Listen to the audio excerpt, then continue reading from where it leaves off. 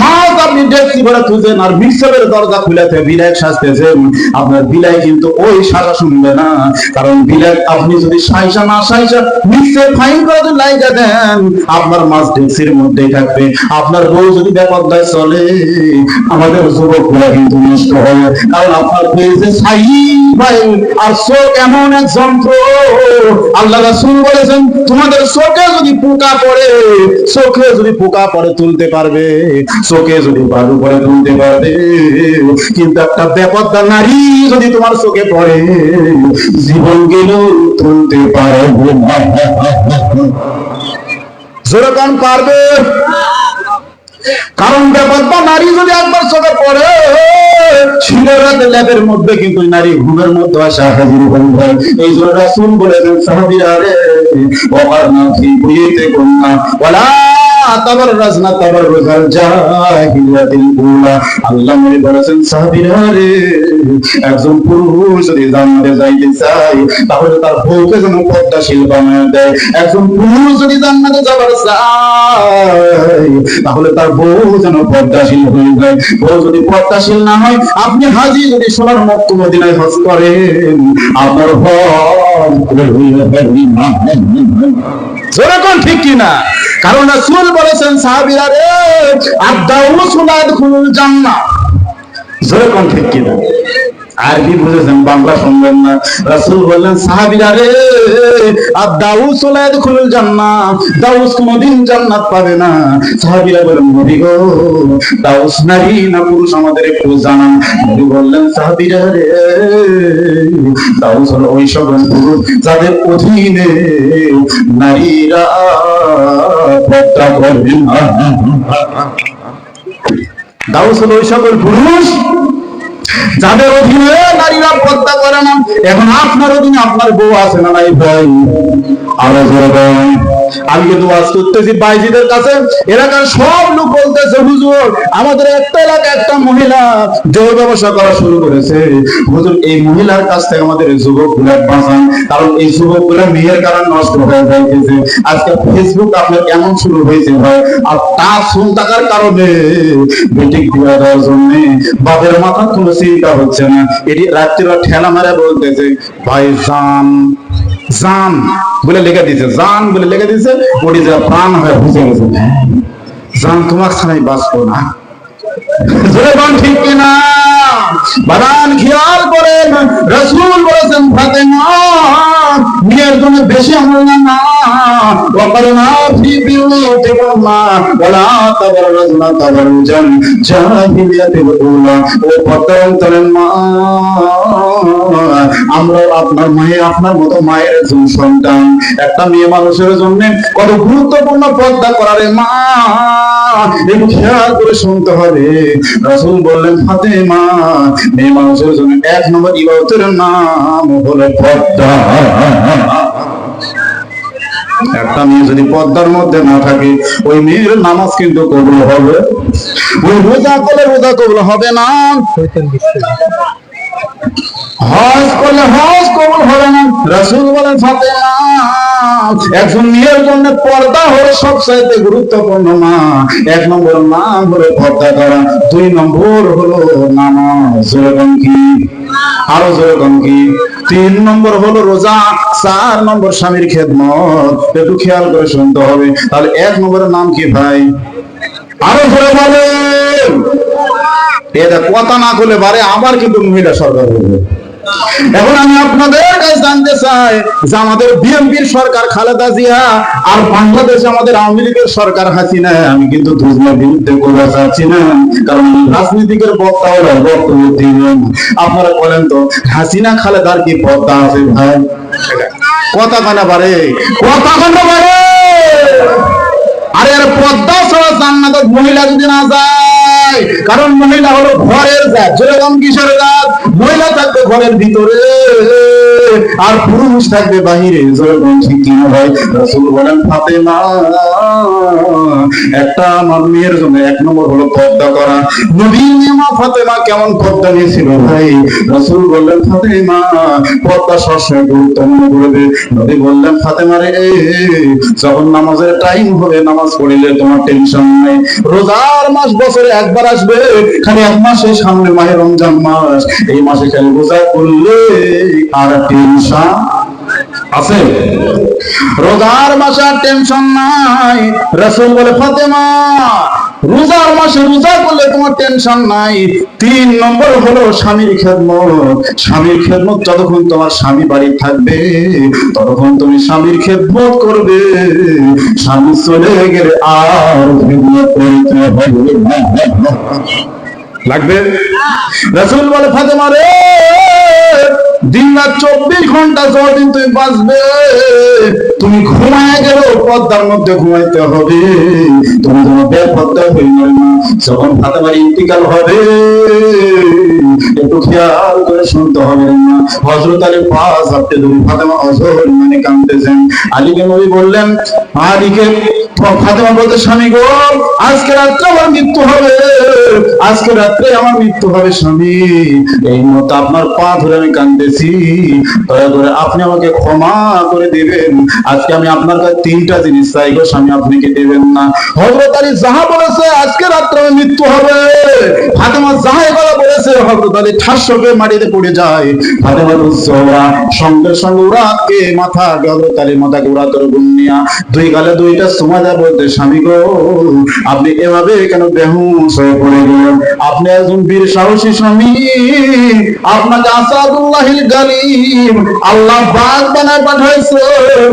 আপনার সামনে যুদ্ধ করে কেউ জিততে পারে না, আপনি স্বামী হিসাবে বেহুশ হয়ে পড়লেন কেন? ফাতেমা বলতেছে, আলী বলতে, ফাতেমা রে আমি জীবনে কোনোদিন এত কাতর হই নাই, কিন্তু তুমি আজকে মারা যাবে এইটা আমি সইতে পারতেছি না রে ফাতেমা। ফাতেমা বলতে, স্বামী গো আজকে রাত্রে আমার মৃত্যু হবে, যখন আপনি আমাকে জানাজা দিবেন। হুজুর গভীর রাত্রে বেলা আমাকে জানাজা দিবেন না, আমাকে গভীর রাত্রে নিজেই কবরে নামায় দিবেন গো স্বামী, আমাকে যেন কেউ দেখতে না পায়। 2 নম্বর চা হলো, স্বামী গো আপনি যেন আমার কোনো জানাজার ব্যবস্থা করে দেন না। আর 3 নম্বর আমার চা হলো, স্বামী আপনি আমাকে কোনো খাটলিতে তুলবেন না। সুবহানাল্লাহ। 1 নম্বর হলো গভীর রাত্রে আপনি আমাকে কবরে নামিয়ে দিবেন। 2 নম্বর আমাকে কোনো জানাজার ব্যবস্থা করবেন না। কারণ পৃথিবীর সবাই যদি বলে ফাতেমা ভালো, আর আপনি স্বামী যদি বলেন ফাতেমা খারাপ, তাহলে সারা পৃথিবীর সার্টিফিকেট লাগবে না। আপনি স্বামীর সার্টিফিকেটের আমার জাহান্নাম ঠিকানা হবে। আর আপনি সারা পৃথিবীর মানুষ যদি বলে ফাতেমা খারাপ, আর আপনি স্বামী যদি বলেন ফাতেমা ভালো, এক সার্টিফিকেটে আমার ঠিকানা জান্নাত হয়ে যাবে। স্বামী আমার 3 নম্বর চা, আপনি নিজে কাঁদতে নিয়ে কবরে নামা দিলেন, আমার খাটিতে বলবেন না। কারণ আমার হোসাইন ছোট্ট বাচ্চা, হাসান ছোট্ট বাচ্চা, হাসানের বয়স মাত্র 5.5 বছর। মাদামরে যখন ফাতেমার ইন্তিকাল হয়, হাসানের বয়স যখন 5.5 বছর ছিল। যখন ফাতেমার ইন্তিকাল হয়, হুসাইনের বয়স মাত্র 4 বছর ছিল। হুসাইনের কজনে ফাতেমা বলতে, স্বামী গো আমার হাসান হুসাইন খাটলি ধরতে পারবে না। আমার বাবা নবী মুহাম্মদ রাসূলুল্লাহ দুনিয়াতে জীবিত নাই। যদি আমার বাবা জীবিত থাকতো তাহলে আমার বাবা আমার খাটলি ধরতো। হযরত আলীর কাছে ফাতেমা অঝর মানে যখন কাঁদতেছে, গভীর রাতে হযরত আলী বলে, ফাতেমা তুমি অঝর মানে কাঁদো না, আমি নিজেই তোমাকে কবরে দাফন করব। ফাতেমা বলতে, শুনি গো আমি দুনিয়াতে এত পর্দা বেশি ছিলাম গো স্বামী, আপনি একটা কবর খনন করতে পারবেন কিনা? আপনি না পারলে আপনার একজন বন্ধু যদি কেউ থাকে, একান্ত আপনজন বন্ধুর মাধ্যমে একটা কবর আপনি খনন করবেন। হযরত আলী গভীর রাতে পাগলের মতো ভাইজান আবু যার গিফারি গিফারির বাড়ির জান্নাতে ডাকতে যাবো জলে একটা কবর বৃষ্টি ভাই। আবু যর গিফারি আলী ভাই, কেউ তো মরে নাই, কার কবর কবি রাত্রে খনন করতে হবে? আলী বলে আবু জলে, আজকে আমার হাসান হুসাইন সুবহানাল্লাহ। হযরত আলী চোখের পানি ছেড়ে কাঁদতেছে। মা বোনেরা গো, যে ফাতেমা আপনাদের জান্নাতের সরদারিনী হবে, সে ফাতেমার কোনো স্বামী কাঁদবে, আর আপনাদের স্বামীর জন্য আপনারা কি কাঁদবেন না রে মা? আমাদের বাংলাদেশে এত স্বামী আছে ভাই, বইয়েরা খালি স্বামীর জন্য খোপায় বোঝেন না, এত বিড়ি খাই রে ভাই। নবীর সুন্নাত হলো স্বামীর মুখ আর বিবির মুখ একসঙ্গে মুখামুখি হয়ে ঘুমানো। এক বউ কইতেছে, হুজুর আপনি ওয়াজি করলেন, আমার স্বামী দিনে 5-6 পেক করে বিড়ি খায়, আর বিড়ির জন্য মুখের কাছে যাওয়াই চেষ্টা। বুঝেন নাই? এই জন্য রাসূলের সুন্নাত ছিল, নবী এক গ্লাসে পানি কে আয়েশা সিদ্দিকা দিত, আয়েশা সিদ্দিকাও এক গ্লাস ভরে পানি খাইতো। কিন্তু আপনাদের আশকের আশেপাশে ভাইরা মায়েরা কি আপনাদের এই গ্লাসে পানি খাওয়ার পারবে ভাই? পারবে? যে সিগারেট খায় ভাই, ধূমপান স্বাস্থ্যের জন্য ক্ষতিকর। এখন আবার ডায়েরি মানুষ খাচ্ছে না ভাই, ডায়েরির দাম বাড়াইছে। আমি বলছি যে 50 টাকা লাগারে বারে, ঠিক কিনা? আমি হুজুর পর্যন্ত ছাড়ে না ভাই। আমি একটু গরুর গোশত দেওয়া মাংস দেওয়া ভাত খাইলে ভাই একসময় অনেক সময় একটু ঘাট ভাব মনে হয়, তখন আমি একটু যা বলি কালাই জিরা একটু মিষ্টি পান করা দেয়, তোমাকে একটু মিষ্টি করে পান দাও বাবা, খালি কেমন যেন হইতেছে। এইগুলা যে আমি পানের দোকানে ভাই খালি যা বলছি, ভাই একটা পান দেন তো, খড় দিয়েন না, খালি কথা বলেছি। পরে আমি পান করা কালাই জিরা বলবো, এই কথা বলতে পান হাজার বলছে, হুজুর কি জর্দা? আমি বললাম আমি জীবনে জর্দা খাইনি, জর্দা নাড়িও নি। তখন বলতেছে, হুজুর আমি আমার জীবনে কোনোদিন কোনো হুজুর দেখলাম না জর্দা ছাড়া, খালি আপনার একটাই দেখি। আমি তখন চিন্তা করলাম, বাবু এখন এই বিপদ আছে, খালি হুজুররা ওয়াজ করবে বিড়ি কিনতে, হুজুররাও জর্দা খাবে। ভাইজান, এই জন্য হুজুরদেরকে ভালো লাগবে ভাই, কারণ আপনাদের মাথা থেকে পা পর্যন্ত যখন মসজিদে ইমাম লেয়, তখন মাথা থেকে পা পর্যন্ত দেখে হুজুর নামাজ পড়ে কিনা, হুজুরের দাড়ি লম্বা কিনা, হুজুরের বউ পর্যন্ত দেখে ভাই, হুজুরের বউ পর্দা করে কিনা। কিন্তু যখন চেয়ারম্যান বানান, যখন আপনি প্রধানমন্ত্রী বানান, যখন আপনি মেম্বার বানান, একটা বার কি দেখছেন ভাই উনি 5 ওয়াক্ত নামাজ পড়ে কিনা, ওর বউ পর্দা থাকে কিনা? দেখা কিনা বাগান খেয়াল করে শুনতে হবে। আবু যর গিফারির বারকায় হযরত আলী অজর মনে কাঁদতে স্যার বলতে একটা কি কবর তুমি খনন করতে পারবে না ভাই?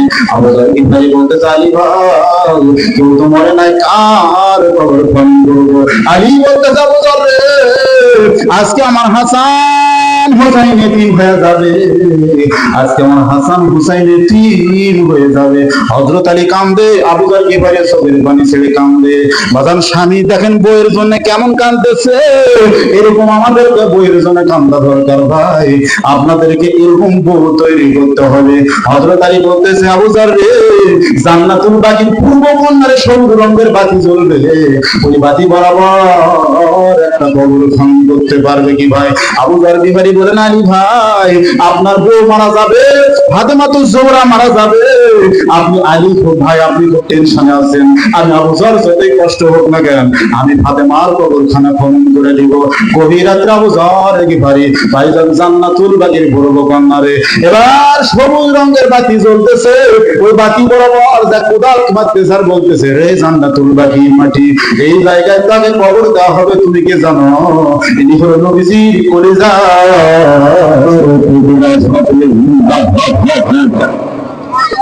জোরে কোন সুবহানাল্লাহ, আরো জোরে কোন সুবহানাল্লাহ। আবু যর গিফারি দ্বিতীয়বার কোদাল মারতে যা বলতেছে, রে কবরের মাটি রে, রে জান্নাতুল বাকির মাটি, এই কবরের মধ্যে যাকে রাখা হবে তুমি কি জানো? ইনি এমন তেমন মহিলা না, ইনি হলো হাসান হুসাইনের মা।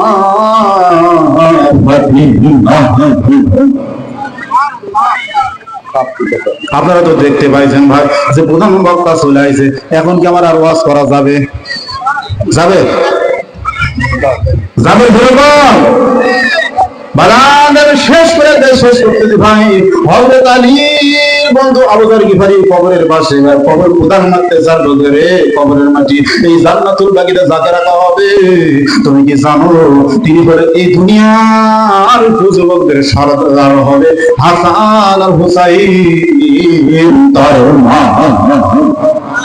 যাই কথা বলেছে ভাই হযরত আবু যর গিফারি এমন ভাবে চমকে যায়, কারণ কবর থেকে বিজলির মতো একটা শব্দ হয়, রে আবু যর গিফারি রে, কবর কার মেয়ে কার বিবি কবর এটা দেখবে না, কবর কার মা দেখবে না, কবর দেখবে যদি আমল ভালো হয় কবর জান্নাতের বাগান বানিয়ে দিবে, আর আমল যদি খারাপ হয় কবর জাহান্নামের টুকরা হয়ে যাবে।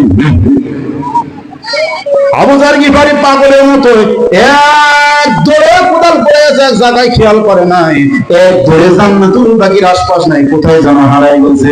গভীর রাতে হযরত আলী নিজের বিবির কবর, নিজের বিবিকে কাঁদে দিয়া কবরের কাছে জান্নাতুল বাকিতে যায়, দেখে আবু যর গিফারি নাই, কেউ নাই, ওখানে কোদাল খানা পড়ে আছে।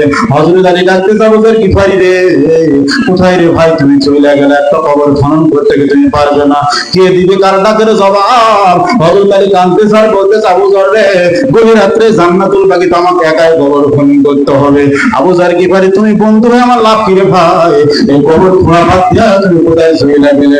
নিজের বিবির কবর হযরত আলী নিজেই কবর খনন করে ওই জান্নাতুল বাকিতে মা ফাতেমাকে দাফন করার পর হযরত আলী দুটো হাত তুলে আল্লাহর কাছে বলতে, মাবুদ গো, আমার ফাতেমাকে তুমি জান্নাত দিয়ে দিও। সুবহানাল্লাহ। এই বলে হযরত আলী চোখ খুলে দেখে হযরত আলীর সামনে যে ফাতেমার কবর দিলেন, এই কবর আর ফাতেমার কবর দেখা যায় না, পুরাতন কয়েকটা কবর এসে হাজির হয়ে যায়। হযরত আলী আশ্চর্য হয়ে গেলেন যে এই মুহূর্তে আমি কবর দিলাম, আমার সামনে কবর গাড়ে কোন জায়গায়? এবার গভীর রাত্রে জান্নাতুল বাকিতে হযরত আলী ডাকতে, ফাতেমার কবর, ফাতেমার কবর, তুমি কোথায় গেলে? ফাতেমার কবর, ফাতেমার কবর, তুমি কোথায় গেলা? এতদিন ঘর সংসার করে খারাপ ফাতেমা কোনোদিন আমার কথা মনে করে নাই, এই গভীর রাত্রে ফাতেমার কবর কোন জায়গায় গেল? এমন থেকে সময় গায়েব থেকে আল্লাহ ডাকতে হবে, আলী রে, এই ফাতেমা বদনামিশি হওয়ার কারণে আমি ফাতেমাকে জান্নাতুল বাকিতে পর্দার মধ্যে পেয়ে জোরে বলেন সুবহানাল্লাহ, আরো জোরে বলেন সুবহানাল্লাহ, লিল্লাহি তাকবীর। ভাই আমি লাস্টে বলে গেলাম, এরকম যদি আপনারা পুরুষ মানুষ হন, এই দেখে আমার আছে মায়েরা মানে ওপর আছে, খালি যদি বলি ভাই মায়ের একটা তাকবীর মানেন তো, আসল পুরো দাখিল মাদ্রাসা এমন তাকবীর দিবে এই যে মাইক ফেল হয়ে যাবে। এমনি নিয়ে বলে সোনান আপনাদের তাকবীরটা শুনে দরকার নাই রে ভাই। যাই হোক, অনেক সময় ধরে আমি আপনাদের মাঝে কথা বললাম, আমি আসলে কন্ট্রোলটা একটু নষ্ট হয়ে গেছে, দই খেয়েছি, দই হয়ে গেছে নষ্ট, অনেকে কয় না মুড়িয়ে নষ্ট করে ভুড়ি, আর দইয়ে কণ্ঠ আমার একটু নষ্ট করেছে, আপনারা দোয়া রাখবেন। আপনি মানে আমি এমন ভাবে ওয়াজ করি যে আপনি সেম বাড়িতে শুনে বজলুর রশিদ ওয়াজ করতেছে, আপনারা একটু দোয়া রাখবেন আমার জন্য, খাস করে যেন ভাই প্রতিদিন মাহফিল, একটা তারিখের মধ্যে 6টা মাহফিল আমার আইছি, আমি বললাম যে 1 তারিখ আপনারা সব 6টা মাহফিল দিলেন, আমি একটা লোক কর্ম কেমন করে? বলতে হুজুর ফাঁকা নাই, আমরা খুব চেষ্টা করলাম আপনার কানা জুড়ে, আপনারা দোয়া রাখবেন। আপনারা মাঝে যেন কোরআন হাদিস থেকে আপনাদের এলাকায় তামাম পৃথিবীতে আমি যেন গোটা বিশ্বে কোরআন আল্লাহ ছড়িয়ে দিতে পারি, তবে যেন জীবন করতে পারি। আল্লাহ যেন আমাদের সকলে হায়াতুত তয়্যিবা সুস্থতা দান করেন। সামনে তো আমরা আল্লাহর কাছে যাবো, আল্লাহ যেন আমাদেরকে ডক্টর ইউনূস আছে থাক সমস্যা নাই, কোরআন একটা কোরআন পাখি শাসক যেন দান করেন। যে কোরআন দিয়ে বাংলাদেশটাকে চালাবে, আমরা দল মত নির্বিশেষে, আমি আওয়ামী লীগের বিরুদ্ধে বলে নাই, বিএনপির বিরুদ্ধে বলে নাই, জামাতের পক্ষেও বলে নাই, আমি কইছি যে আমাদের দল হবে দুটো, একটা হলো হিজবুল্লাহ আর একটা হলো হিজবুল শয়তান। আমরা শয়তানের দল ছাড়বো, আল্লাহর দল ধরবো। এটা কথা বলেন, কথা বলেন ঠিক না? অবশ্যই আমরা শয়তানের দলকে ছাড়িয়ে দিয়ে হিজবুল্লাহ আল্লাহর দলটা ধরে সামনে আমাদের সরকার যেন আমাদের একটা কোরআন দিয়ে চালাবে, এরকম যেন হয়। আমি বলি নাই যে ডক্টর ইউনূস তো মনে করেন ভারপ্রাপ্ত হয়ে রাখা হয়েছে, বোঝেন নাই? আপনারা ভোট দিয়ে যখন ইলেকশন হবে এরকম কোরআনের শাসক যেন আল্লাহ আমাদেরকে দান করেন, আমরা যেন কোরআনের শাসক পাই। সকলে পড়ছি আল্লাহুম্মা আমিন। আমি কিন্তু কারো বিরুদ্ধে ওয়াজ করি নাই ভাই, আমি হাসিনার বিরুদ্ধে ওয়াজ করি নাই, খালেদার বিরুদ্ধে ওয়াজ করি না। আমি করছি যে কোরআন আর হাদিস বিনা মানুষের সামনে দেওয়া যাবে না ভাই, সেরকম ঠিক কিনা? আল্লাহ আমাদের সকলকে কবুল করেন। আল্লাহ কোরআনে বলেছে আর রিজালু কাওয়ামুন আলান নিসা, পুরুষ নারীর উপরে। আপনি কেন মিয়া কুকুরে দিবেন? বিয়া করবে গেলে আপনার হাতে আপনার বই তুলে দিচ্ছে না, বইয়ের হাতে আপনার তুলে দিচ্ছে কেউ। আপনার হাতে আপনার শ্বশুর বাচ্চা শ্বশুর করছে, বাবা একদিন হওয়ার বেরিক লাল্লাম চালাও, তোমার দিলাম, ইসলামের অনুসারে চালাবে। বলেন বলেন বলেন। একদিন আমি এক বিয়া পড়াইছি ভাই, বিয়া পড়ানোর পরে দেখতেছি উল্টা নিয়ম, মানে স্বামী গিয়ে বইয়ের হাতে আছে। আরে কি বিয়া পড়ানো রে, মিয়ার হাতে দেখে স্বামী পুরুষ মানুষ হচ্ছে। তখন আমি দেখলাম ভাই আর দোষ নাই, দোষ হলো কি ওই চ্যাংড়া হলো পাগলা, বেড়ি ছাড়লাম ভালো, ওই পাগ লাগলে তো বেড়ি ছাড়া ধরতেছে। আমরা বাংলাদেশের মুসলমানকে পাগলা যে মেয়া করবে, আর কি বুঝান লাগবে ভাই? এরপরে বাংলাকে এই জন্য আমরা যেন মিয়া মানুষ, আমি কিন্তু কারো বিরুদ্ধে ওয়াজ করি নাই, পুরুষ যেন শাসক। আপনি আওয়ামী লীগ করুন, বিএনপি করুন, জামাত করুন, কাক করুন, কারণ হিজবুল আল্লাহ দলের একটা কোরআনী শাসক আল্লাহ আমাদেরকে দান করে। সকলে বলেছি আল্লাহুম্মা আমিন ও আখিরান আলহামদুলিল্লাহি রাব্বিল আলামিন। আপনাদের এই মাস্টার সাহেবের কাছে আমার নম্বর আছে, তারপরে যদি কারো নম্বর আমার কাছে নিতে পারবেন, দোয়া রাখবেন। আসসালামু আলাইকুম ওয়া রাহমাতুল্লাহি ওয়া বারাকাতুহু।